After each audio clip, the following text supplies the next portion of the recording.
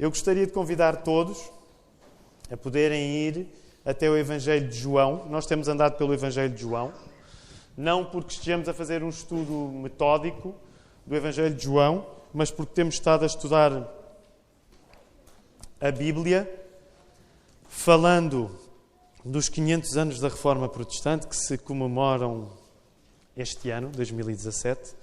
E, neste caso, o texto que vos convido a abrir, está impresso no nosso boletim também, João capítulo 8.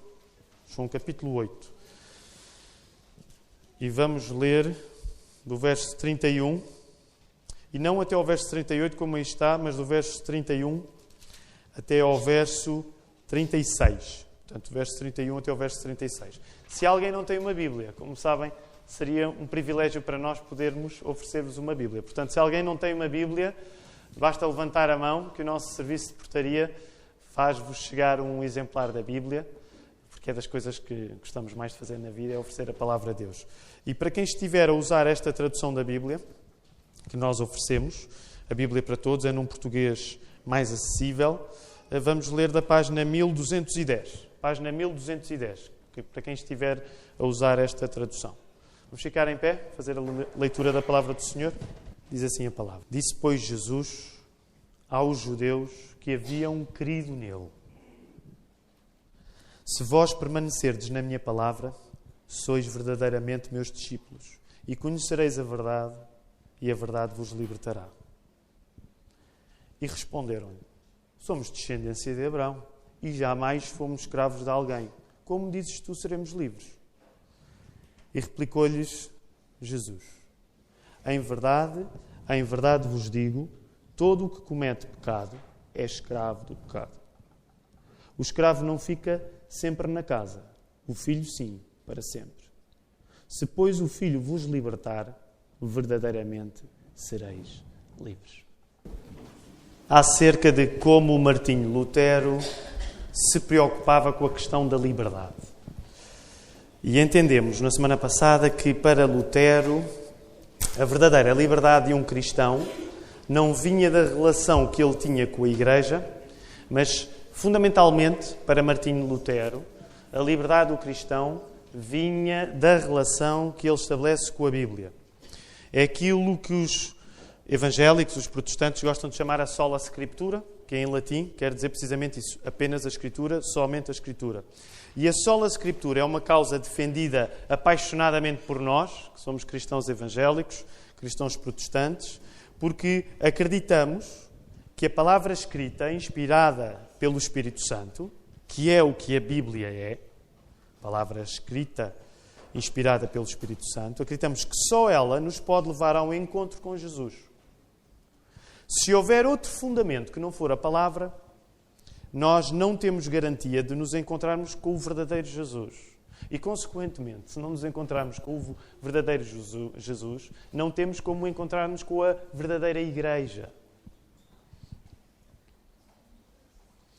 A centralidade da palavra nesta Igreja, a centralidade, a insistência que os protestantes fazem na Bíblia tem a ver precisamente com isto. O protestantismo insiste na palavra porque é através da palavra que nós temos Cristo e é através da palavra que nós temos a Igreja. Logo, a centralidade da palavra é também para nós, protestantes, a verdadeira liberdade. E hoje o plano é voltarmos à Bíblia, porque só sabemos falar sobre a Bíblia. Bíblia é essa que nós temos como a verdadeira liberdade, como Lutero tinha. E logo o plano hoje é que este sermão sirva para confirmar que a verdadeira liberdade é o que nós temos quando nos encontramos com a palavra de Deus. Essa é a verdadeira liberdade. Por isso, o título deste sermão é um pouco longo, mas chama-se A mim ninguém me chama escravo. A liberdade e a reforma protestante. A mim ninguém me chama escravo. A liberdade e a reforma protestante. O objetivo é precisamente nós entendemos como é que, à luz daquilo que a Bíblia nos diz, nós só podemos ser verdadeiramente livres quando temos uma relação com a palavra. Ora, nós somos hoje no Ocidente, e estou a generalizar, mas somos uma cultura que valoriza muito a liberdade. Provavelmente não há outra cultura na história, não há outra cultura em qualquer lugar no mundo que não valorize tanto a liberdade como nós hoje no Ocidente valorizamos. Corremos o risco até de hipervalorizar a liberdade, que às vezes é uma forma de idolatria. Corremos o risco às vezes de fazer da liberdade um ídolo. E para que isto aconteça, é interessante nós percebermos que houve um percurso até chegarmos aqui, até o Ocidente valorizar tanto a liberdade. Só que o meu objetivo não é dar-vos uma aula de história. E eu sei que às vezes estes sermões parecem um pouco aulas da universidade e eu não desejaria que assim fosse.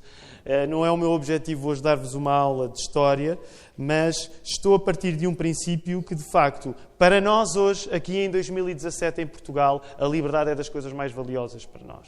E todos aqueles que estamos no chamado mundo desenvolvido, ou no mundo mais rico, a liberdade, de facto, é uma coisa que temos quase como sagrada. O nosso trajeto tem sido de amar tanto a liberdade como um dos valores que faz com que a vida em sociedade valha a pena. Para nós é difícil nós apreciarmos a vida em sociedade se não partimos de um princípio que somos livres. Temos muita dificuldade com a ideia de viver, temos dificuldade com entusiasmarmos-nos para viver se não nos sentirmos livres para o fazer. E diga-se de passagem que, enquanto minoria religiosa que nós somos, evangélicos em Portugal, protestantes em Portugal, neste caso batistas, enquanto minoria religiosa que nós somos, num país de vasta tradição católica romana, nós sabemos na pele o que é não sermos livres. Para aqueles que, como eu, vêm de uma família evangélica, basta às vezes falar com os pais ou falar com os avós. E sabemos que a liberdade religiosa é uma coisa que até há pouco tempo não existia, como nós já a temos hoje em dia. E a liberdade política é um bem no qual os cristãos evangélicos têm acreditado. E quero dizer isto, não vou pregar, não vou fazer um discurso político, mas gostaria de deixar isto claro. Os cristãos evangélicos têm sido pessoas que acreditam na necessidade de liberdade, que uma sociedade é mais justa quando é livre. E deixem-me dar-vos um exemplo bem prático na vida da nossa igreja. Ontem nós tivemos uma Assembleia Geral e o facto de, em Portugal, uma igreja evangélica precisar ter Assembleias Gerais também é sinal de um tempo em que as igrejas que não eram católicas apenas poderiam existir na forma de associação. Sigam a minha linha de raciocínio. O facto de as igrejas não católicas terem de ter Assembleias Gerais também é reflexo de um tempo em que todas as igrejas que não eram católicas só poderiam existir à luz da lei como associações. E diríamos, melhor que nada. É mais vale existir como associações do que não existir. Mas o facto de ter havido um tempo que a última lei da liberdade religiosa está a tentar corrigir, o facto de ter havido um tempo em que a única forma que as igrejas não católicas poderiam existir era através de se constituírem enquanto associações, também diz de um país com pouca liberdade. As igrejas não católicas devem ter a liberdade de se constituir legalmente segundo os parâmetros das próprias igrejas. Liberdade religiosa deve ser liberdade da religião existir como ela é e não como o Estado acha que ela deve ser.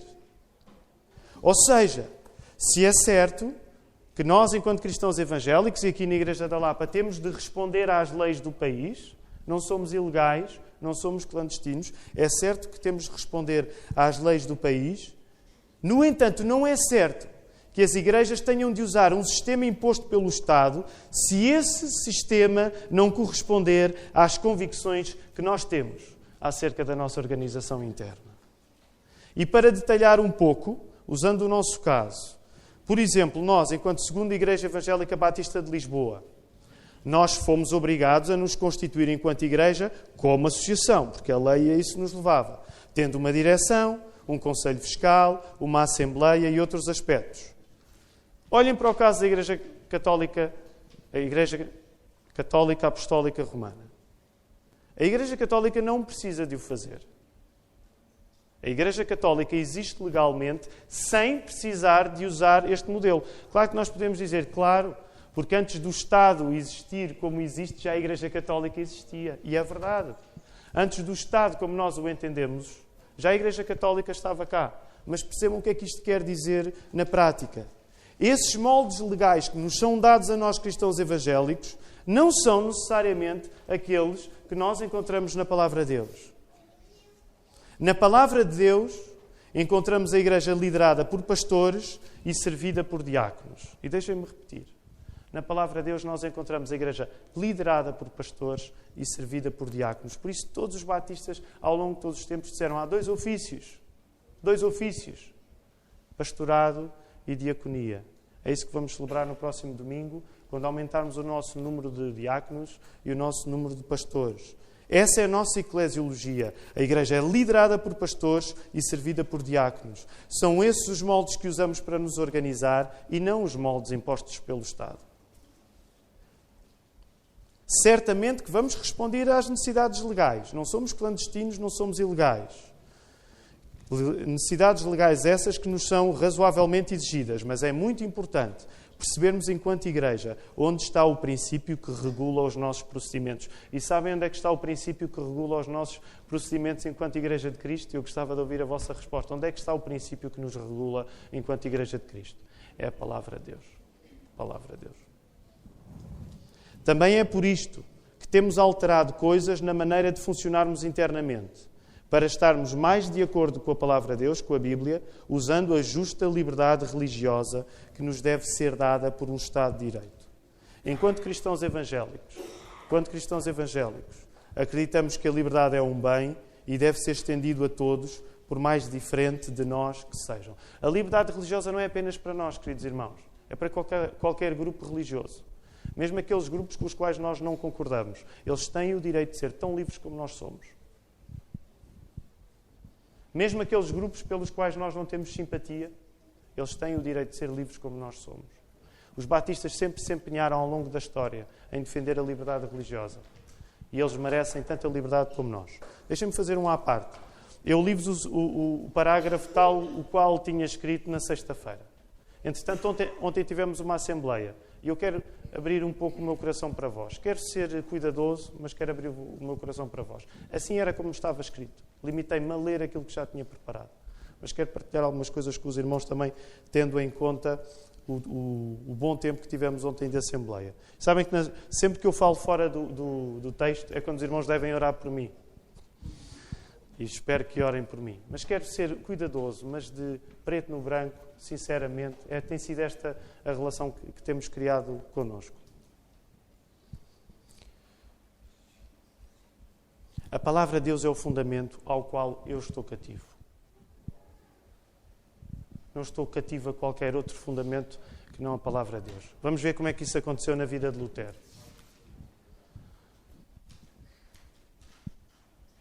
Se fôssemos fazer uma competição para ver quem era o maior batista aqui, eu vou dizer com sinceridade e cuidado, nenhum de vocês vai chegar ao meu nível.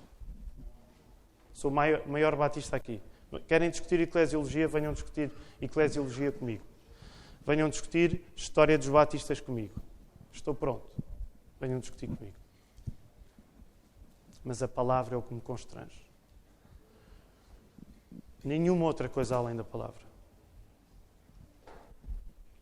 E eu não estou preso por tradições de homens, não estou preso por outra coisa que não seja a palavra de Deus.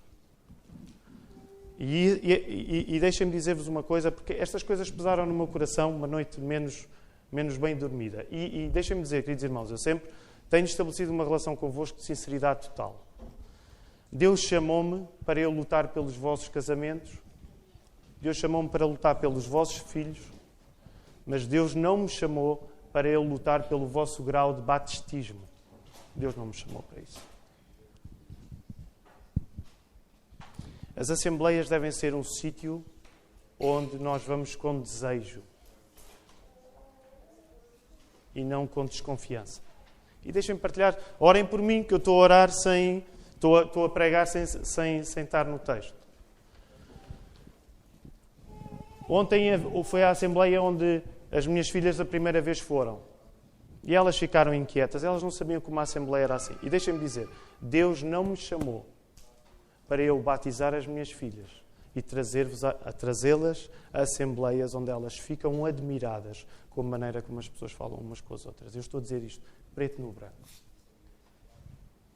Se os irmãos têm problema com isto, eu respeito os vossos princípios, mas eu tenho os meus princípios também. E Deus não me chamou para ter discussões de tradição de batistas. Estou diante de vós, armado em martinho Lutero, mas a falar da minha consciência. Estou cativo à palavra de Deus.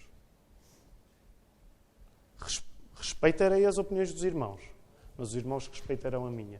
E se quiserem fazer um caminho para o qual Deus não me chamou, farão, mas não comigo. Não comigo. Sabem, o primeiro sítio que nós temos de defender não é a igreja, é a família. E eu vou defender a minha família e eu espero que os irmãos defendam a vossa. Não é suposto que aqueles que se convertem há menos tempo, na primeira assembleia que vão, fiquem desapontados com a maneira das pessoas falarem umas com as outras. O sentido de desconfiança.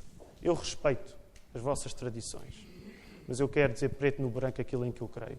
E se os irmãos não concordarem, não concordam, mas eu sou cativo da palavra de Deus. Se calhar de uma maneira um pouco patética, porque não sou Martinho Lutero, mas quero dizer-vos isto de coração.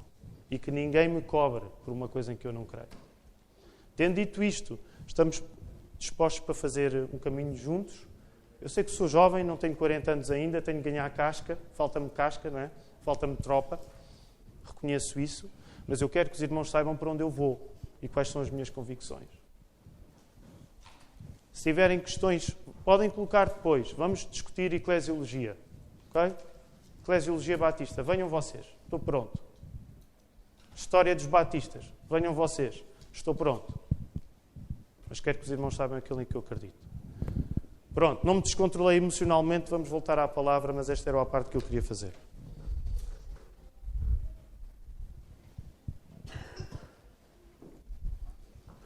Para aqueles que nos visitam, a vida em igreja às vezes é complicada, mas não há nada como a transparência à luz da palavra do Senhor. Vamos voltar à palavra. No entanto, se a liberdade é um valor que deve ser defendido pelos cristãos, é importante eles entenderem a ordem a que a própria liberdade obedece. O que é que isto quer dizer? A liberdade não é livre em si mesma. A liberdade existe em função do Deus que a criou e a liberdade existe porque ela é uma característica de Deus. Os homens só podem ter o desejo de ser livres na medida em que o Criador deles é livre. Sem querer colocar a coisa em termos muito inacessíveis, falando filosoficamente, mais livre do que a liberdade é quem? Quem é que é mais livre do que a liberdade? O próprio Deus. Deus ser livre é um facto anterior e maior do que nós sermos livres. Os cristãos entendem o que a liberdade é a partir do que Deus nos ensina na sua revelação escrita, que é a Bíblia. A liberdade não nos cai do céu aos trambolhões. E é por isso que nós sabemos que a liberdade vem-nos da palavra, como já vimos, e o texto bíblico de hoje tem muito para nos ensinar neste sentido. Nesta conversa, vou pedir aos irmãos que voltem a colocar os vossos olhos aí. Nesta conversa que Jesus está a ter, versos 31 a 36 que nós lemos, eu gostaria de salientar 4 aspectos muito brevemente. Em primeiro lugar, o mesmo grupo de pessoas que ouve Jesus não responde ao que ele diz sempre da mesma maneira. Ok? O grupo não responde sempre da mesma maneira. Se a determinada altura, vejam aí no verso 30, nós não lemos, mas vejam no verso 30, diz aí que, ditas estas coisas, muitos creram nele. Agora deem um salto para o verso 59. Reparem o verso 59. Então pegaram em pedras para atirarem nele. Uau, esta é uma conversa estranha. No início eles acreditavam em Jesus. No final querem atirar pedras. As mesmas pessoas. Primeira coisa que vos quero dizer. Ouvir Jesus não é fácil para quem não acredita nele. E ouvir Jesus não é fácil para quem julga que acredita nele. Ouvir Jesus não é fácil para quem não acredita nele, não quer ouvir, não acredito no que tu estás a dizer, mas ouvir Jesus não é fácil também para aqueles que julgam que acreditam nele. E a prova é que aquelas pessoas que julgavam que acreditavam nele, no final já o querem apedrejar. Ouvir Jesus não é fácil. Escreva, ouvir Jesus não é fácil. Tome nota, ouvir Jesus não é fácil. Segundo aspecto, Jesus quer que as pessoas que o ouvem, que neste caso são judeus, saibam que segui-lo vem mais daquilo que se faz do que da família. Seguir Jesus vem mais daquilo que eu faço do que da família. E encontramos isso precisamente no verso 31. Se vós permanecerdes na minha palavra, sois verdadeiramente meus discípulos. O que é que isto quer dizer? Estar de acordo com Deus não tem a ver com a identidade religiosa da família de onde eu venho. Estar de acordo com Deus tem a ver com a minha identidade pessoal, essa que é visível no facto de eu fazer aquilo que Jesus me ensina. Naquele tempo e naquele lugar, sabem, os mestres judeus acreditavam que porque tinham a lei, a Torá, o que é a Torá? É a lei de Deus. Quais são os livros? Gênesis, Êxodo, Números, Levítico, Números, Deuteronómio. Os judeus achavam que por terem a lei, a Torá, eles não estavam tão presos ao pecado como todos os outros povos pagãos. Os pagãos é que estavam mal, eles estavam bem. Eles acreditavam que os pagãos é que estavam mal, eles estavam bem. E nesse sentido, os judeus acreditavam que ser descendente de Abraão garantia que a pessoa se salvava, exceto em caso onde a pessoa fosse excepcionalmente má. Portanto, os judeus achavam, eu por ser judeu vou para o céu. Só se for um judeu excepcionalmente mau é que ele não se salva. Aliás, lembram-se quando falámos no texto de João Batista há uns tempos, quando João Batista diz que até dos calhaus Deus poderia suscitar filhos a Abraão. Era esta a lógica. Os judeus achavam que por serem judeus, naturalmente eram moralmente superiores aos outros. Os judeus precisavam de entender uma coisa, que é o que Jesus lhes está a dizer. Não é por eles serem judeus que estava tudo bem com Deus. Do mesmo modo, nós hoje precisamos de entender, não é por virmos de uma família de tradição religiosa que está tudo bem entre mim e Deus. Seguindo esta linha de raciocínio, o que diz que está tudo bem entre mim e Deus é o facto de eu permanecer no que Ele ensina. E isto tem um resultado completamente prático. Prático. Obedece ao que Jesus ensina ou vales-te da tradição da tua família? Esta é a pergunta que Jesus está a fazer-vos esta manhã. Tu obedeces ao que Jesus ensina ou tu falas naquilo que a tua família antes fez? Eu venho de uma geração... Meus irmãos, eu sou neto de pastor. Pastor daqueles que levavam calhaus por ser um protestante. O meu avô não me pode salvar. O meu avô não me pode salvar. O teu avô não te pode salvar. A tua avó não te pode salvar. O teu pai não te pode salvar. A religião dos teus pais não te salva. Jesus está a dizer, vocês não se salvam pela vossa família. Vocês não se salvam pela vossa família. Tem a ver com aquilo que vocês fazem em relação à minha palavra. Tu obedeces ao que Jesus diz? A questão é esta. Tu obedeces? O que Jesus diz, tu fazes? É que se o que Jesus diz, tu não fazes, tu podes ser filho de quem quiseres, mas tu não te salvas por causa disso. A tua fé é a palavra de Jesus em ação ou a tradição religiosa da tua família? O que é a tua fé mesmo? Em termos práticos. Terceiro aspecto. Jesus está a dizer que a verdadeira verdade é conhecida através de nós sermos alguém que permanece no que Jesus ensina, na palavra de Jesus. Mais ainda, Jesus está a dizer que a verdadeira verdade é conhecida quando permanecemos na palavra de Jesus e que quando isso acontece, quando eu permaneço na palavra de Jesus, aí sim eu torno-me uma pessoa livre. É o que encontramos no verso 32. Conhecereis a verdade e a verdade vos libertará. Logo, percebam, a liberdade não é uma causa, a liberdade é uma consequência. A liberdade é uma consequência, não é uma causa. A liberdade é o efeito de eu conhecer a verdade de Cristo, permanecendo na palavra que Ele disse. A liberdade não é-nos dada como um ponto de partida. A liberdade é um ponto de chegada. A liberdade é um ponto de chegada, não é um ponto de partida. Nós não somos livres porque existimos. Não. Nós existiremos livres quando reconhecermos em Cristo a verdadeira verdade. E isto não nos agrada a nós hoje, como não agradou aos judeus naquela altura. Vejam lá o que é que eles vão dizer. Reparem a resposta que Jesus recebeu. Aí, vejam entre o verso 33 e 36 que nós acabámos de ler. A discussão começa a ganhar calor. Reparem lá, Jesus começa a dizer estas coisas, o pessoal começa a não gostar. O pessoal começa a não gostar. Eu não estou a gostar do que estou a ouvir. Olhem lá o que é que eles chamam a Jesus. Olhem lá o que é que eles dizem a Jesus. Verso 33. Aliás, verso 32 ainda. Conhecereis a verdade e a verdade vos libertará. E responderam-lhe. Como assim? Como assim? Somos descendência de Abraão e jamais fomos escravos de alguém. Como me dizes tu? Sereis livre. Deixem-me dizer isto em linguagem... Tu a mim não me chamas escravo. Como assim? Como é que eu sou escravo? Jesus, como é que eu sou escravo? Eu não sou escravo de ninguém. Eu não sou escravo de ninguém. Estás-me a chamar escravo? Quê? Estás a dizer que eu não sou livre? O que é que Jesus vai responder? Verso 34. Todo o que comete pecado é escravo do pecado. Todo o que comete pecado é escravo do pecado. Há aqui algo de explosivo a acontecer que hoje não é assim tão diferente. Nós ofendemos-nos com a ideia de não sermos livres, porque tal como as pessoas que discutiam com Jesus, nós colocamos a liberdade a acontecer, ignorando o facto mais importante acerca de nós.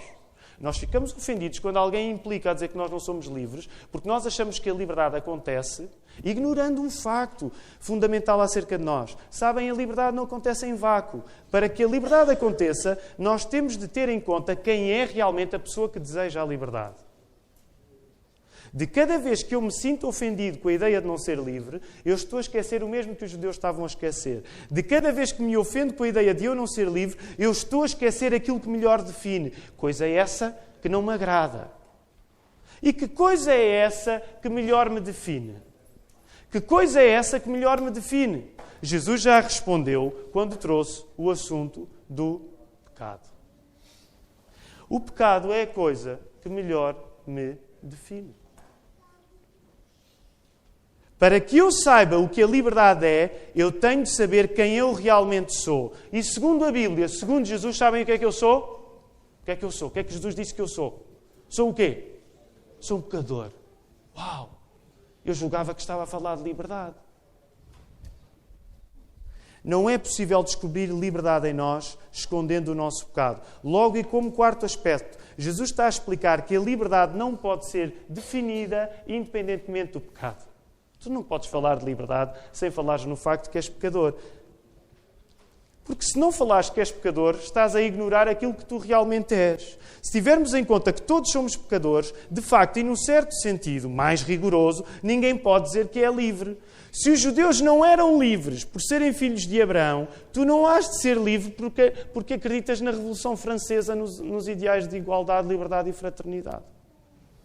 Porque se os judeus não eram livres por serem filhos de Abraão, não és tu que vais ser livre porque acreditas nos ideais da Revolução Francesa. O meu filósofo preferido, Søren Kierkegaard, sabem, às vezes eu uso um pino com a cara dele, era um filósofo dinamarquês. Ele dizia assim: a ideia de um livre-arbítrio abstrato é uma fantasia. O conceito de pecado mantém qualquer pessoa cativa de todas as maneiras.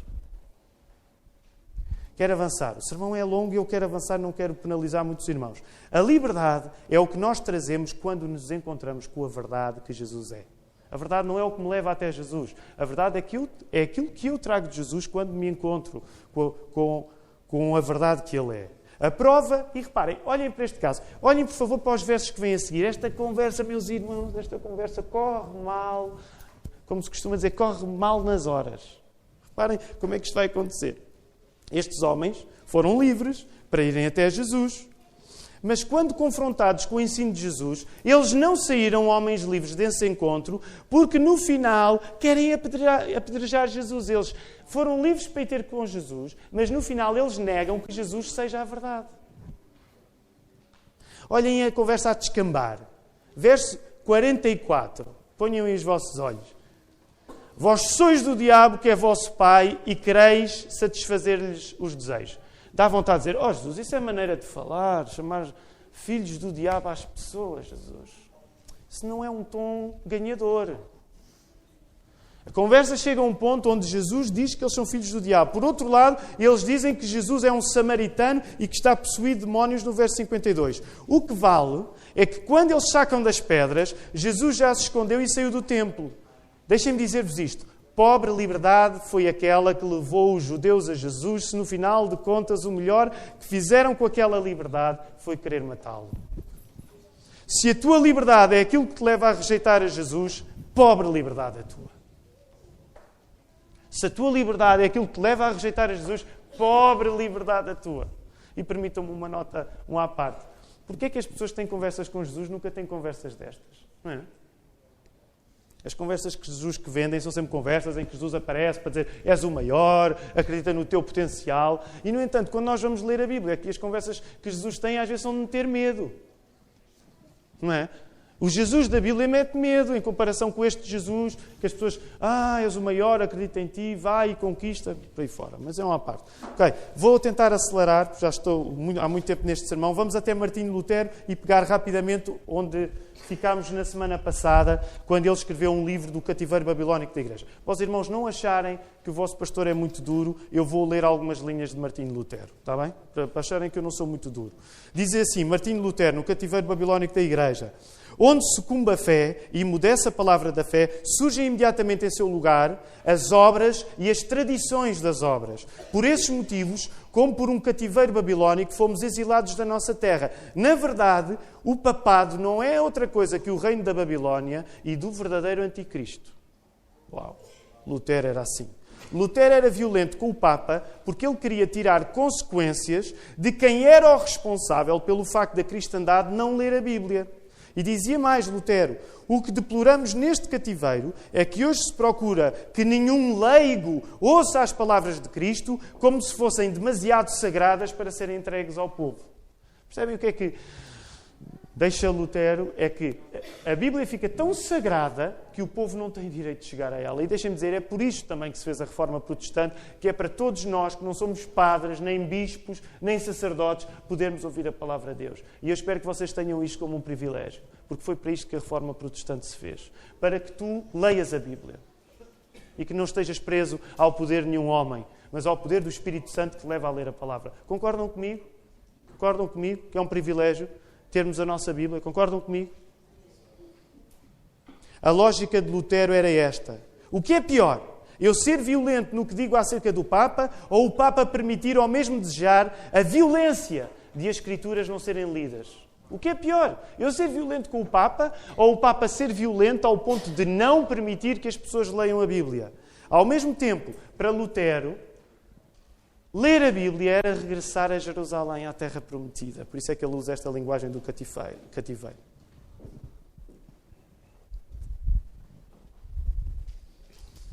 Os protestantes vão enfatizar o que Lutero enfatizou, e isto significa ter uma visão antropológica negativa. O que é que se quer dizer?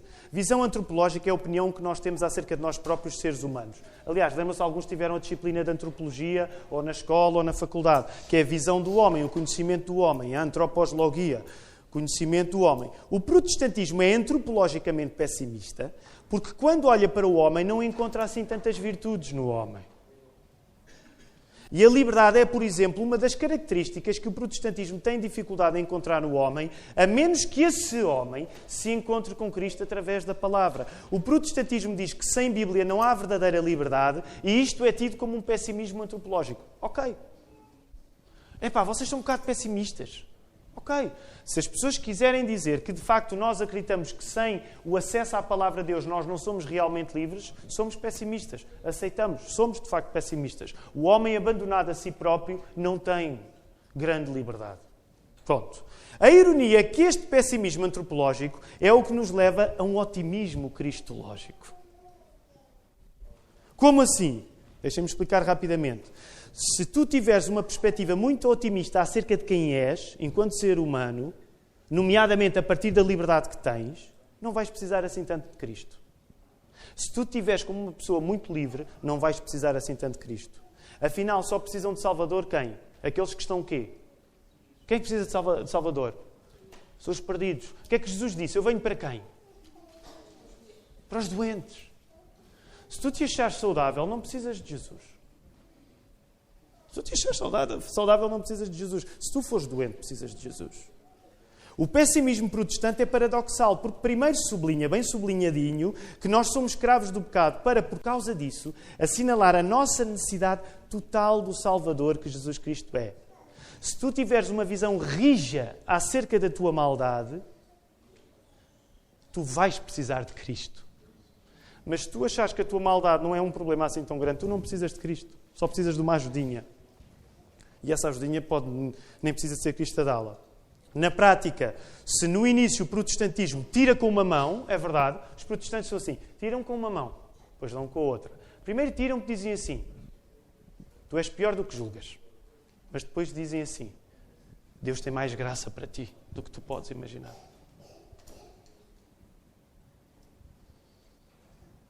O nosso pessimismo acerca dos homens é um otimismo acerca de Cristo. Sim, somos antropologicamente pessimistas, mas cristologicamente otimistas. Sabem? Nós somos piores do que julgamos. Mas Cristo é muito melhor do que nós podemos imaginar. Concordam comigo? Concordam comigo? Cristo é muito melhor do que eu podia imaginar. Muito melhor. Esta discussão acerca da liberdade, Lutero também vai ter com um homem que era famoso, que era Erasmo de Roterdão, uns anos mais tarde, entre 1524 e 25, numa animada e polémica correspondência literária. Erasmo era um intelectual holandês, muito respeitado, era um estudioso das línguas originais, sobretudo do grego, e era um dos rostos, naquela altura, do regresso às fontes, às línguas originais. Portanto, Erasmo era um dos homens que estava a chamar as pessoas de volta para a Bíblia. Então, quando começam as confusões com o protestantismo, há assim uma espécie de suspense. Será que Erasmo vai alinhar com os protestantes? Se Erasmo tem sido uma pessoa que é um intelectual que tem chamado as pessoas de volta para a Bíblia, será que ele vai alinhar com os protestantes? Até que finalmente o suspense se quebra em 1524, quando Erasmo escreve um livro chamado Do Livre-Arbítrio. Agora, imaginem como é que Lutero reage. Vocês já começam a conhecer Lutero. Como é que Lutero reage? Ah, é? Ah, é? Ah, é do livre-arbítrio? Ah, é? Então o que é que Lutero vai dizer? Ah, é livre-arbítrio? O que é que Lutero foi escrever a seguir? Imaginem lá. Lutero é uma fera, meus irmãos. Imaginem, pensem como Lutero... Ah, é? Do livre-arbítrio? O que é que Lutero foi a seguir escrever? Do servo-arbítrio. Não foi muito original, pois não? Do servo-arbítrio. Ah, é? Ah, é do livre? Então eu vou escrever do servo. Do servo-arbítrio. Depois, Lutero escreve... Vocês deviam ler esta correspondência. Ela é fantástica. É fantástica. Erasmo todo cuidados, todo intelectual... E Lutero arrebentar com tudo, brutamontes, uma coisa assim, fora de série. E depois Erasmo ainda volta a escrever, mas Lutero já nem se dá ao trabalho. Para ele o caso já ficou encerrado. Entre muitas questões que são discutidas, é discutida a questão da liberdade. E Erasmo dizia basicamente isto. As pessoas, por serem pecadoras, têm a vontade paralisada. De facto, elas têm vontade paralisada, mas não está extinta. Ajudadas pela fé, as pessoas podem ser livres e só assim é que fazia sentido para Erasmo elas poderem ser legitimamente responsáveis pelos seus atos. Lutero, por outro lado, alinhava com a tradição de Agostinho. E a tradição de Agostinho, vocês sabem, eu amo Agostinho. Agostinho, que é um teólogo do século IV, geralmente chamado Santo Agostinho, ele defendia que até as boas ações cometidas sem fé, para Deus eram pecado. Agostinho era um homem extraordinário. Mas ele dizia, até as boas coisas que são feitas sem fé, para Deus não valem. Então, isto significava o quê? 2 pontos. No processo dos homens se salvarem, Erasmo defendia que havia uma colaboração entre a vontade de Deus e a vontade do homem. Lutero, no processo dos homens se salvarem, defende o extremo oposto. E inaugura uma tradição dentro do protestantismo que defende que a história da salvação não é sinergética, a sinergia é do Erasmo, mas a história da salvação é monergética. Começa em Deus e termina em Deus. Percebem a ideia? Começa em Deus e termina em Deus. Erasmo diz, não, a pessoa salva-se porque existe uma colaboração entre a vontade de Deus e a vontade do homem. Lutero diz, não há colaboração nenhuma. Começa em Deus e termina em Deus. É por isto que ainda hoje o catolicismo é muito mais humanista do que o protestantismo. O que é que eu quero dizer com isto? Os católicos romanos gostam de descobrir a participação humana na salvação. Os protestantes nem por isso. Os católicos romanos são pessoas que gostam de pessoas. Os protestantes nem tanto. Ok? Eu estou a generalizar, obviamente. Mas se vocês perceberem a espiritualidade católica romana, ela é muito da paz e amor e alegria e fraternidade. E os protestantes são resingões, querem sempre arranjar uma discussão, têm sempre uma polémica, zangam-se uns com os outros em assembleias, em vírgulas. Nós temos mau feitio. E o culpado é Lutero. Não é só Lutero, mas percebem? Isto tem uma história, este mau feitio protestante. Aliás, havia uma piada que diz que em cada 3 batistas há 4 opiniões. Não é? E não tem a ver necessariamente com esquizofrenia. É mesmo uma coisa que... Deixem-me simplificar dizendo assim. Se o catolicismo tiver 5 segundos para passar uma palavra, o catolicismo vai dizer, somos todos filhos de Deus. Se o protestantismo tiver 5 segundos, vai dizer, sem Deus estamos todos perdidos. Essa é a nossa tónica.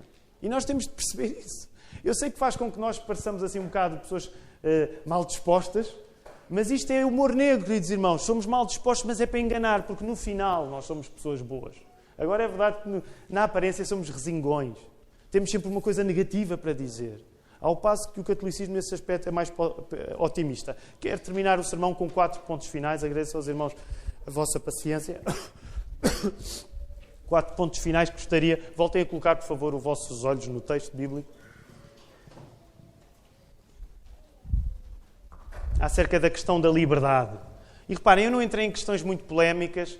Não vamos falar agora da questão de livre-arbítrio, predestinação. Isso não é objetivo, não é objetivo. Se querem saber as convicções desta igreja coloca tudo na internet. Meus irmãos, nós não temos nada a esconder. Ainda ontem dizia isto em Assembleia. Está tudo na internet. Dos 52 sermões pregados o ano passado, estão todos na internet. Até a escola dominical está na internet. Nós não temos nada a esconder. O que ensinamos é público. Querem saber o que é que acreditamos? Têm ligação à internet? Liguem-se e vão lá ver. Nós não temos medo daquilo que ensinamos. Portanto, essas questões, se tiverem, venham falar com a equipa de pastores. Nós estamos cá para conversar e responder às dúvidas, mas as nossas convicções estão claras. O meu objetivo hoje não é falar de predestinação, nessas discussões. Se tiverem essas questões, podem verificar na internet. 4 coisas com as quais quero terminar, curtas. Em primeiro lugar, ouve a palavra de Cristo quando é fácil, mas, sobretudo, ouve a palavra de Cristo quando é difícil. Ouve a palavra de Cristo quando é fácil, mas, sobretudo, ouve a palavra de Cristo quando te é difícil. Lembra-te que crer em Jesus, quando Ele diz coisas que nos agradam, não custa nada. Crer em Jesus, quando Ele diz coisas boas, não custa nada. Mas crer em Jesus, quando Ele nos diz coisas difíceis, isso sim é fé. Isso sim é fé. Crer em Jesus, quando Ele diz coisas difíceis, isso sim é fé. É a diferença entre acreditar nele e no final não querer apedrejá-lo. É lidar com as coisas difíceis. Onde é que eu quero chegar com isto? Meus queridos irmãos, como cristãos nós temos de saber que ser cristão é difícil. Eu estaria a dar-vos, perdoem-me a expressão, a banha da cobra se vos falasse de uma fé fácil. Não é fé da palavra, não é fé do Evangelho. As pessoas que ouviam Jesus ao início gostavam, no final já o queriam apedrejar. E tu estás à espera que a tua fé seja fácil? Se tu queres que a tua fé seja fácil, na prática vais querer apedrejar Jesus sempre que Ele disser uma coisa que te coloca em causa. Primeira coisa, ouve a palavra de Cristo quando é fácil, mas sobretudo quando é difícil. Segunda coisa, lembra-te que ouvir a palavra de Cristo assusta, mas acorda. Ouvir a palavra de Cristo é assustador, mas acorda-nos. Ouve Cristo mesmo quando Ele te diz que tu és pior do que pensas. Como aconteceu neste texto, quando deitou pelo chão o peneirente conceito de liberdade que aqueles judeus tinham. Ai Jesus que foi. Na minha liberdade ninguém toca. Estás a dizer que eu sou escravo? A minha liberdade ninguém toca. É certo que a palavra de Jesus assusta. Até porque uma das coisas que ele estava a dizer é que tu não és apenas uma pessoa que compra produtos ao pecado. Tu não és apenas uma pessoa que compra produtos ao pecado quando volta e meia falhas. Não. Tu és uma pessoa a quem o pecado comprou. Eu não sou proprietário dos pecados que pratico. Eu sou propriedade do pecado. A Bíblia de Estudo de Genebra diz assim: a verdadeira liberdade consiste na habilidade de exercer e cumprir o nosso destino de acordo com a natureza criada. O pecado rouba-nos esse exercício porque o pecado obscurece a nossa mente, o pecado degenera os nossos sentidos e o pecado escraviza a nossa vontade. É isto que os reformadores chamavam de depravação total. Final de citação. Deixem-me dizer, é assustador lidar com esta verdade, mas acordamos para aquilo que na realidade somos e não para aquilo que gostávamos de ser. É assustador, mas acorda-nos para a verdade. Sabem que não há nada como um cristão habitado pelo Espírito Santo que não regateia a confessar os seus pecados. Porque o Espírito acorda-o para a verdade. Agora, um cristão que nunca confessou pecados, ele está completamente intoxicado na sua própria vaidade. Um cristão que nunca confessou pecados, completamente intoxicado na sua vaidade. Não está preso à palavra de Jesus. Porque as palavras de Jesus assustam-nos, mas acordam-nos para a realidade. Infelizmente, estamos cheios de cristãos intoxicados na sua vaidade, que só veem o erro dos outros. Aquele, isto está mal, isto está mal, isto está mal, isto está mal, isto está mal. E nunca os ouvimos a confessar pecados. Que tipo de cristãos são estes, queridos irmãos? Eu não sei que tipo de cristãos são estes. Estão intoxicados na sua vaidade, no seu orgulho, na sua arrogância. Não lhes conhecemos arrependimento. E o arrependimento é permanecer na palavra de Jesus. Não tenhas medo da palavra de Jesus. Ela assusta-te, mas ela acorda-te. E não vais precisar que sejam os outros a dizer as tuas falhas, porque o Espírito Santo já te está a dizer. Vais ganhar humildade. Vais ficar mais calado. E olhem, para mim é difícil. Mas vais saber, porque os teus defeitos já estão a ser revelados pelo Espírito Santo na tua vida. Não precisas que sejam os outros a vir dizer. E se os outros vierem dizer, vais aceitar com humildade. É difícil ouvir críticas, eu não gosto. Mas o Espírito Santo tem-me ajudado. Terceiro lugar, a partir da palavra de Jesus, questiona as coisas que tens como sagradas. A partir do que Jesus diz, questiona as coisas que tens como sagradas. Até porque vais perceber que sagrada é a palavra de Jesus. Aceita que a liberdade, sendo importante para nós, não deve ser um ídolo e é mais misteriosa do que julgamos. Reparem, e eu quero terminar, mas só dar... Erasmo era todo a favor de mistérios. Erasmo, quando discute com Lutero, Lutero enfatiza o mistério como uma coisa que foi revelada. Erasmo enfatiza o mistério como uma coisa que está por revelar. Ainda hoje, catolicismo e protestantismo é assim. Nós, protestantismos, somos a favor dele. Olha, está aqui escrito, não está? Então já está. E os católicos, geralmente, também, como não leem tanto a Bíblia, diz, é misterioso, é insondável. Não é? Então temos aqueles padres que falam assim... Falam bonito, não se percebe nada do que estão a dizer, mas é tudo insondável, está nos mistérios de Deus. E nós, protestantes, enfatizamos a ideia de que está revelado. Isto não quer dizer que a Bíblia responda a todas as perguntas, mas a Bíblia responde àquelas perguntas que nós precisamos de saber. Acreditam nisso? A Bíblia responde às perguntas que tu precisas de saber. Responde. Agora, o que é que significava na prática? Erasmo, que dizia, não, isto é só mistério. Reparem a ironia. Erasmo era todo a favor de mistérios. Mas Erasmo mostrou-se pouco aberto a aceitar o mistério se esse mistério mexesse no conceito que ele tinha da sua liberdade pessoal. Dá a ideia que Erasmo aceitava mistérios, mas se o mistério colocasse em causa a liberdade pessoal que ele tinha, ele, alto e para o baile, na minha liberdade ninguém mexe. Ponto para Lutero. E ouçam esta pergunta. Será que nós não corremos o risco de dar divindade ao nosso livre-arbítrio em vez de darmos livre-arbítrio à divindade? Será que nós não corremos o risco de dar divindade ao livre-arbítrio em vez de dar livre-arbítrio à divindade? Será que não podemos conceder que Deus, na sua liberdade total, pode salvar-nos de um modo que ultrapassa até a nossa liberdade, que nós temos como sagrada? Parece que a Bíblia afirma isto. Último ponto. Quarto e último lugar. Deixa que a palavra te leve num trânsito completo que vai do pessimismo antropológico ao otimismo cristológico. Quando tu te apercebes que a tua liberdade natural vale pouco e que a tua prisão ao pecado é total, tu passas a olhar para Jesus e para aquilo que Ele faz na tua vida com muito mais valor. A graça de Jesus não te dá uma vida melhor. Deixa-me dizer, e é aqui que eu quero terminar. A graça de Jesus não te dá uma vida melhor. A graça de Jesus dá-te vida. Ponto final. A graça de Jesus não te dá uma vida melhor. A graça de Jesus dá-te vida. Porque aquilo que tu tens antes de seres alcançado pela graça de Jesus não é uma vida marcada pelo pecado. É morte no pecado.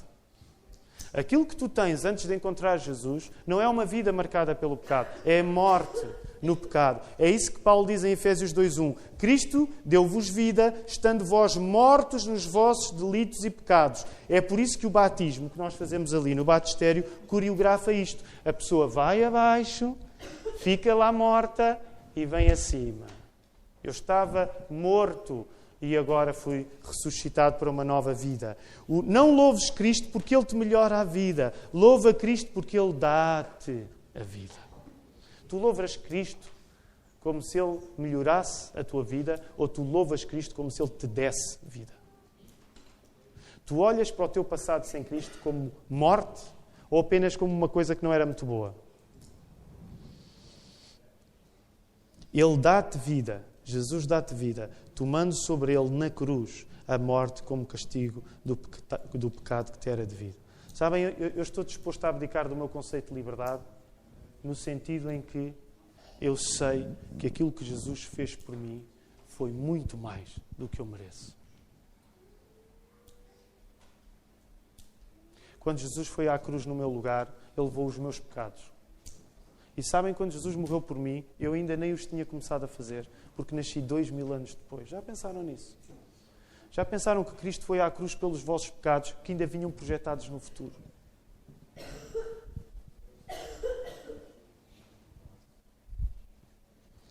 Por que razão não hás de querer louvar alguém assim, se esta história for verdadeira?